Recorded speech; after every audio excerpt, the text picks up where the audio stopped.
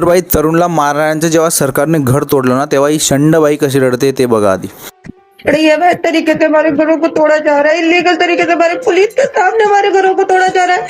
ये कहाँ पे लिखा हुआ है संविधान में कि बिना किसी म्हणजे आता हिला देव आठवण येतोय, संविधान आठवण येतंय, माणुसकी आठवण येते आणि तेव्हा तुम्ही एका घराचा चिराग विझवून टाकला तेव्हा तुम्हाला काहीच आठवण नाही आलं.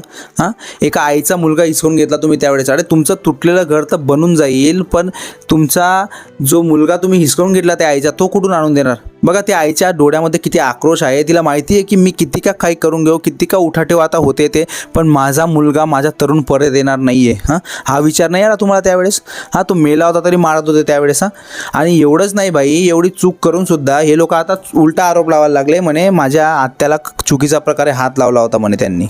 के पीछे से उसने सबके वार किया था और वो कोई बच्ची नहीं थी, वो 20 साल का प्रिंस था और बैड टच किए गए थे मेरी बुआ को, जहां मर्जी हाथ लगाया जा रहा था, इसीलिए घर वाले निकल के आए थे। तुम्हाला माहिती आहे या गोष्टीचा सपोर्ट पण व्हायला लागला इंटरनेटवर की खरंच त्याने चुकीच्या प्रकारे हात लावलाय म्हणून केलं असेल. त्याच्यानंतर मग तरुणचं चरित्र सुद्धा खराब करायला मागे पुढे बघत नाहीये म्हणे. तो मुलगा बायांचं नाव घ्यायचा म्हणे, तो ड्रग्ज घ्यायचा आणि सगळं होतंय आणि सपोर्ट पण भेटतंय. मला ही गोष्ट विशेष वाटते खरंच सांगतो. आणि यांच्या कम्युनिटीवाला एक गदडा यांना फोन करून कसं सांगतोय ते बघा आधी. कोई आया आपकी मदद करने के लिए ये 30 करोड़ मुसलमानों में से?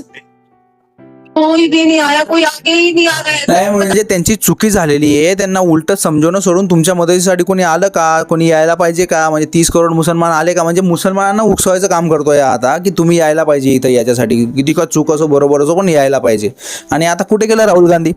हां, त्या मोहम्मद दीपकला तर खूप अप्रिशिएट करायला गेला होता. आता काही दिसत नाहीये. हां, आता एवढी घटना होऊन गेली आता नाही दिसत. सांगतो तुम्हाला आणि आम्हाला समजण्याची गरज आहे, बाकी कोणाला समजायची गरज नाहीये या गोष्टी.